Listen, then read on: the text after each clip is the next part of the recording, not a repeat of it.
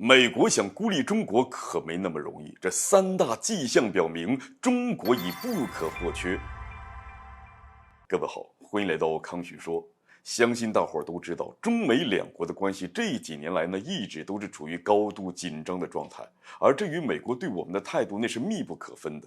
美国为了不让中国超越自己，就在各个领域对中国进行极限的打压。那可恶的是，光是他们自己打压还不够，还拉拢着盟友国家一起大搞针对，推行所谓的孤立政策。但是美国的这种图谋呢，注定是无法得逞的，因为如今中国作为世界第二大经济体，已经在国际社会成为了不可或缺的存在。那眼下就有三大迹象能够印证这一点，我们一起往下看。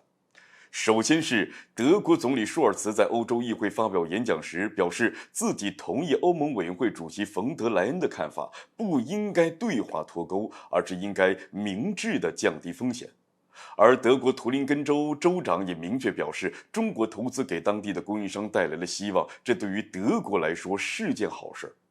经过数十年的发展，中国生产制造、中国市场、中国投资在世界经济体系当中发挥的作用是越来越重要。任何人试图切断与中方的合作，都只会将自身陷于不利的境地。德国亦是如此。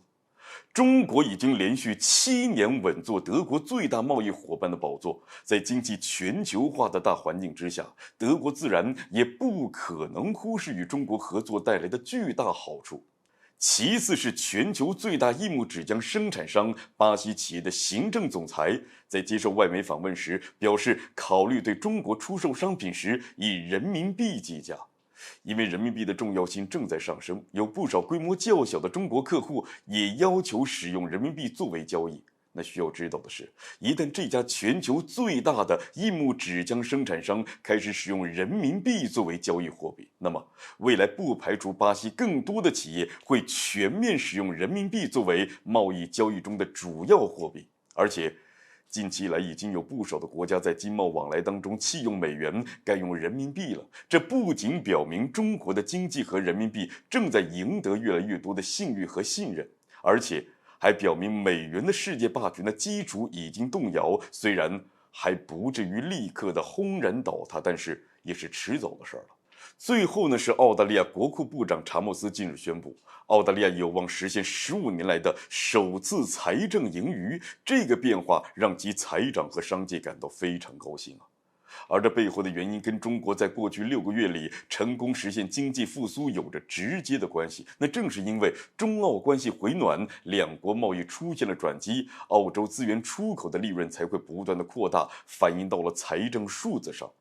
虽然在莫里森时代，澳方曾经随着美国一起对抗中国，但是如今的澳大利亚政府却是更加的务实了。这显然是明白与中国和平相处会给澳大利亚带来极大的利益，所以才让中澳两国贸易关系向好发展。毕竟这对两国以及两国人民来说呢，都是互惠互利的，何乐而不为呢？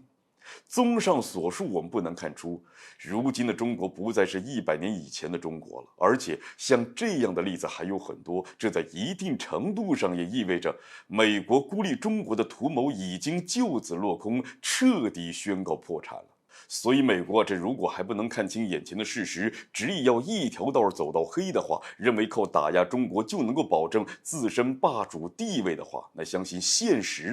会给美方一记响亮的耳光。好了，本期节目就进行到这儿，欢迎点赞转发，留下您的精彩评论。